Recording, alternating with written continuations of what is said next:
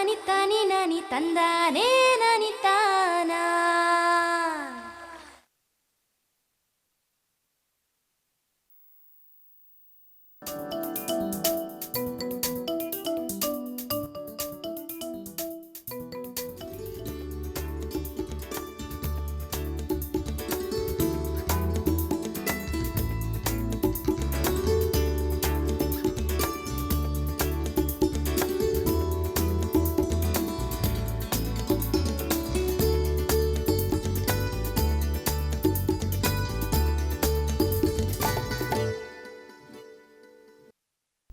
ನಮಸ್ಕಾರ ರೈತ ಬಾಂಧವರೇ, ಕೃಷಿ ದರ್ಶನದ ಕೃಷಿ ವಾರ್ತೆಗೆ ತಮಗೆಲ್ಲರಿಗೂ ಹಾರ್ದಿಕ ಸ್ವಾಗತ.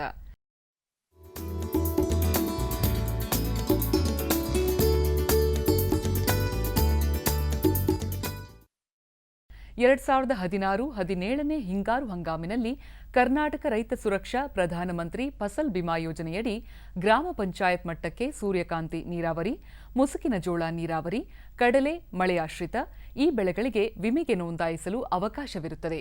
ಪ್ರತಿ ತಾಲೂಕಿನಲ್ಲೂ ಆಯ್ದ ಗ್ರಾಮ ಪಂಚಾಯತ್ಗಳನ್ನು ಮತ್ತು ಬೆಳೆಗಳನ್ನು ಅಧಿಸೂಚನೆ ಮಾಡಲಾಗಿದೆ.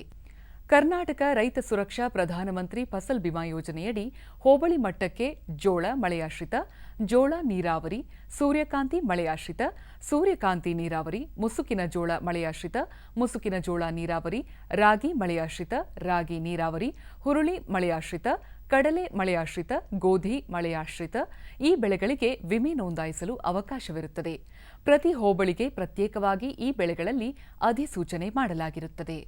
ಅದೇ ರೀತಿ ಸದರಿ ಯೋಜನೆಯಡಿ 2016-17ನೇ ಸಾಲಿನ ಹಿಂಗಾರು ಹಂಗಾಮಿಗೆ ಹೋಬಳಿ ಮಟ್ಟಕ್ಕೆ ತೋಟಗಾರಿಕೆ ಬೆಳೆಗಳಾದ ಟೊಮ್ಯಾಟೊ, ಈರುಳ್ಳಿ ನೀರಾವರಿ ಬೆಳೆಗಳಿಗೆ ವಿಮೆಗೆ ನೋಂದಾಯಿಸಲು ಅವಕಾಶವಿರುತ್ತದೆ.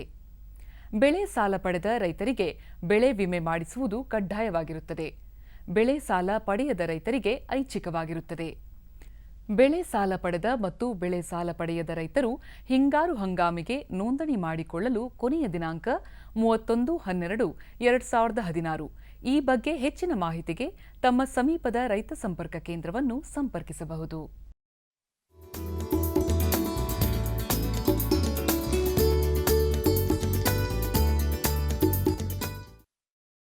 ಅಥಣಿ ತಾಲೂಕು ಕೋತನಟ್ಟಿ ಗ್ರಾಮದ ಪ್ರಗತಿಪರ ಕೃಷಿಕರಾದ ಎನ್ ಪ್ರಶಾಂತ್ ರಾವ್ ಅವರು ಆಡು ಸಾಕಣೆ ಹಾಗೂ ನಾಟಿ ಕೋಳಿ ಸಾಕಣೆಯನ್ನು ಕೈಗೊಂಡಿದ್ದಾರೆ.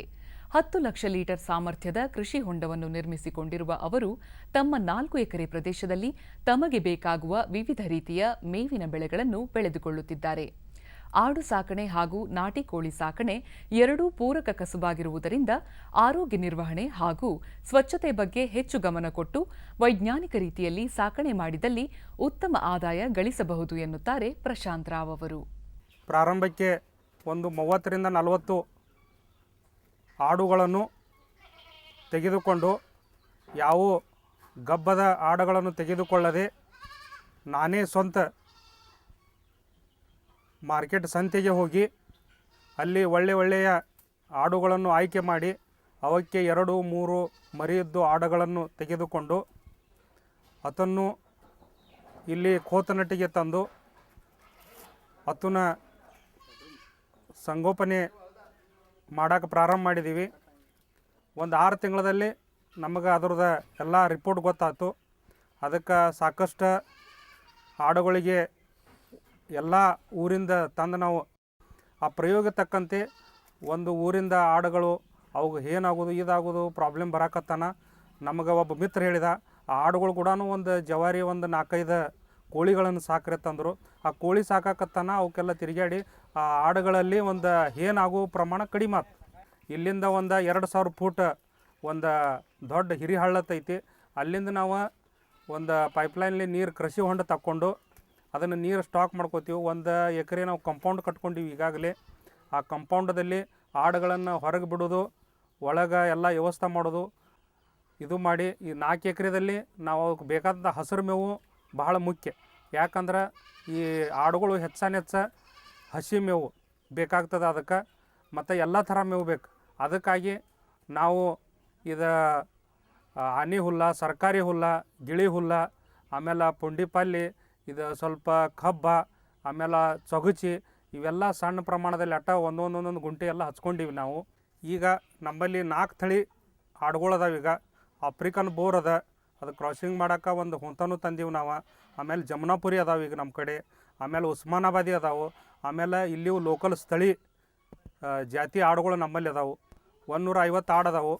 ಅದರಿಂದ ಈ ಒಂದು ಆಡಿನ ಉದ್ಯೋಗ ಹೆಂಗದ, ನಾವು ಮರಿಗಳು ಎಷ್ಟು ಜೋಪಾನ ವ್ಯವಸ್ಥಿತ ಮಾಡ್ತೀವಿ ಅದರಿಂದ ಲಾಭ ಆಗ್ತದೆ.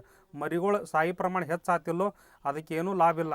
ಈಗ ನಾವು ಆಳುಗಳನ್ನ ಹೆಚ್ಚು ಮಾಡಿ ಒಂದು 150 ಆಡಿಗೆ ನಮಗೆ ಒಟ್ಟು 2 ರಿಂದ 3 ಆಳುಗಳು ಹತ್ತಾವು. ಅವ್ರನ್ನ ಮುಂಜಾನೆ 10 ಗಂಟೆಗೆ ಕಳಿಸಿ ನಾವು 4 ಗಂಟೆಗೆ ಅವನ್ನೆಲ್ಲ ಮೇಯಿಸ್ಕೊಂಡು ಬರ್ತಾರೆ. ಅಂದ್ರೆ ಆಡುಗಳಿಗೆ ಹೆಂಗೆ ಬೇಕು, ಬೇರೆ ಬೇರೆ ಬೇರೆ ಮೇವು ಬೇಕಾಗೋದ್ರಿಂದ ಅವೆಲ್ಲ ಒಳ್ಳೆ ರೀತಿ ನಮಗೆ ಇದನ್ನು ಕೊಡ್ತಾವೆ. ಅದ್ರ ಹಾಲಿಂದ ನಾವೆಲ್ಲ ಚಾನು ಕುಡಿತೀವಿ. ಮತ್ತೊಂದು ಹೆಚ್ಚಂದ್ರೆ ಅದರದ ಯೂರಿನ್ ನಾವು ಒಂದೊಂದು ಗಾಳಿ ಮಾಡಿ ಅದನ್ನು ನಾವೆಲ್ಲ ಬೆಳಿಗ್ಗೆ ಅದು ಸಿಂಪಡಿಸೋ ವ್ಯವಸ್ಥೆ ಮಾಡ್ತೀವಿ. ಇದರಿಂದ ನಮಗೆ ಏನು ಹೊರಗಿಂದ ಇದು ಖಾತಾದು ತರೋದೇನು ಹತ್ತಂಗಿಲ್ಲ. ನಮಗೆ ಶಿರ್ಡ್ಯಾಗ ಪತ್ತ ಸಿಕ್ತು, ಅಲ್ಲಿದ ನಾವು 1000-2000 ಜವಾರಿ ಈ ಕೋಳಿಗಳು ತಂದು ಅದರದ್ದು ಒಂದು ನಾವು ಸಪ್ರೇಟ್ ಅಲ್ಲಿ ಆಡಿಗೆ ಹೆಚ್ಚು ಮಾಡಾಕತ್ತೀವಿ. ಅದು ನಮಗೆ ಉದ್ಯೋಗದಲ್ಲಿ ಹೆಚ್ಚು ಇದು ಕೊಡಾಕತ್ತು. ನಾವು ವಾರಕ್ಕೊಮ್ಮೆ ಅತಣಿ ಪ್ಯಾಟಿಗೆ ಹೋಯ್ತೀವಿ. 50 ರಿಂದ 100 ನಮ್ಮ ಇವು ಜವಾರಿ ಕೋಳಿ ಮಾರ್ತಾವೆ. ಒಂದು ಕೋಳಿಗೆ 250 500 ತನಕ ನಮ್ಮ ಹುಂಜಾ ಕೋಳಿ ಹೋಗ್ಯಾವ ಈಗಾಗಲೇ.